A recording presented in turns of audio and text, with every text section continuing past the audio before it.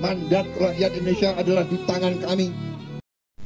Halo, Assalamualaikum warahmatullahi wabarakatuh. Apa kabar sahabat Henrys? Semoga sahabat Henrys dimanapun berada tetap sehat, tetap semangat. Seperti biasa sahabat Henrys, welcome back to my YouTube channel Henrys Media. Thank you so much yang sudah mampir, yang sudah menonton konten-konten dari channel YouTube Henrys Media ini. Thank you so much. Sahabat Henrys, penetapan hasil pemilu 2024 oleh KPU sudah ditetapkan kalau paslon 02 Prabowo Gibran terpilih menjadi presiden dan wakil presiden 2024. Tapi ada 3 kali 24 jam waktu yang diberikan ke 01 dan 03 untuk mengajukan sengketa pemilu 2024 ke MK. Anies dan Ganjar ke MK, bidik Jokowi Gibran. Pasti penasaran kan gimana sih alur politiknya ke depan? Kita lihat dulu video yang kemarin sempat heboh di saat Jokowi cuekin Prabowo. Kita lihat videonya di sini. Check it out. Nah, ini kelihatan momen-momen Jokowi menyalamin beberapa orang yang pakai kain batik, sedangkan Prabowo pakai baju putih sendiri. Itu tidak disalamin oleh Jokowi. Dari video inilah mulai ada banyak spekulasi kalau hubungan Jokowi dan Prabowo ini retak. Nah, ini juga sejalan dengan apa yang dilakukan oleh Anies dan Ganjar ke MK, karena mereka bidik Jokowi dan Gibran. Disimak sampai selesai ya. Tapi bagi kalian yang baru mampir ke channel YouTube Henrys Media ini, jangan lupa support channel ini dengan tekan tombol subscribe di bawah, like, komen, dan juga share ke media sosial sahabat Henrys semua. Oke? Ya, hampir dapat dipastikan kalau kubu Anies dan Ganjar berjuang di Mahkamah Konstitusi itu untuk membidik dinasti Jokowi. Bocoran iwal ini menjadi perbincangan serius. Menariknya, pelan-pelan Prabowo terkesan bermain mata dengan kelompok oposisi.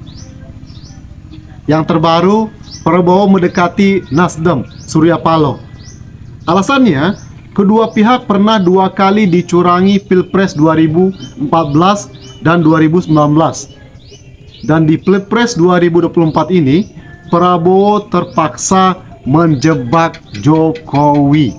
Jadi tak heran kalau ketika kubu Prabowo agresif mendorong kubu 01 dan 03 menggugat hasil Pilpres di MK, seolah menggiring bola panas bagi Gibran. Makanya kemarin pas ditetapkan oleh KPU itu Gibran nggak ada kan dengan Prabowo Subianto kan, nggak ada kan. Nah, jadi ada kecurigaan nih. Sebagian pihak berpendapat demikian, walau masih sebatas spekulasi. Ya, kita boleh kan berspekulasi dengan apa yang terjadi di perpolitikan saat ini.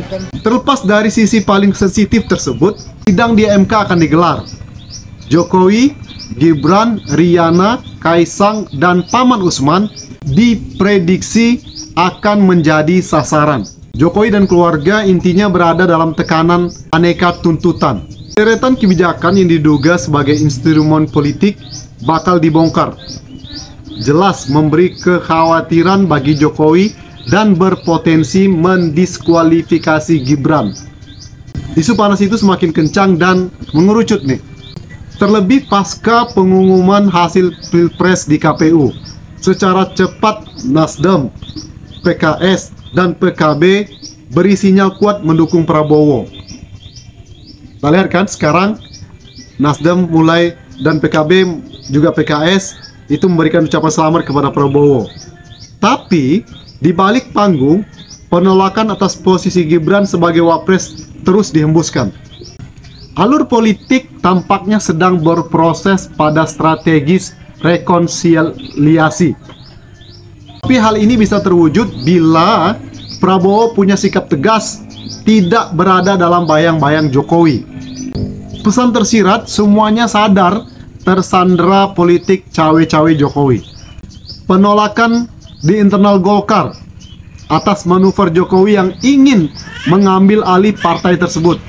Setidaknya memberi gambaran perlawanan, seolah Golkar dan bahkan PAN, Demokrat mulai menyusun jarak dari dinasti politik Jokowi. Asbab yang juga tak beda dengan kubu oposisi, di mana para demonstran nyaris tidak menyerang Prabowo. Iya.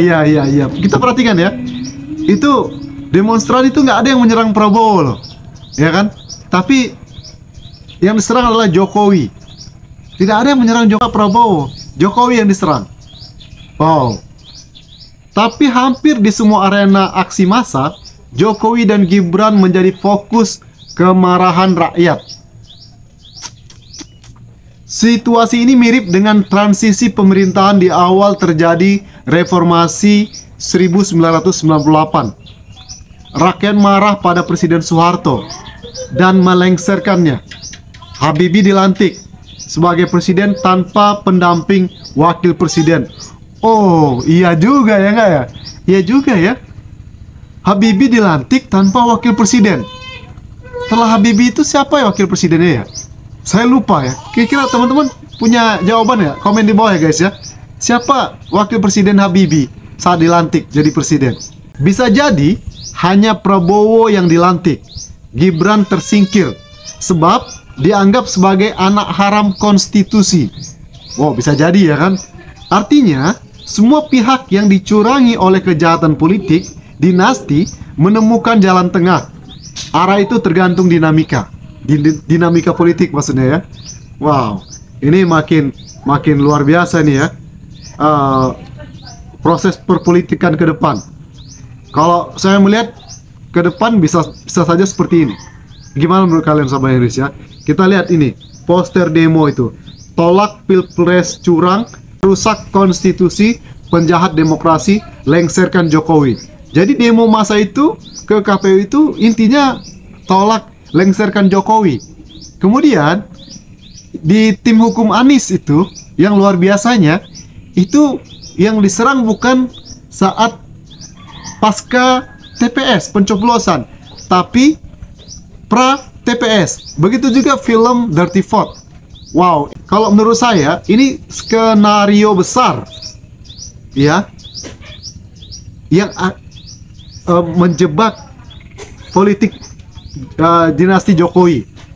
Mungkin nanti seperti Ayub Saifullah mengatakan yang tadinya tidak mungkin untuk bergabung bisa jadi bergabung.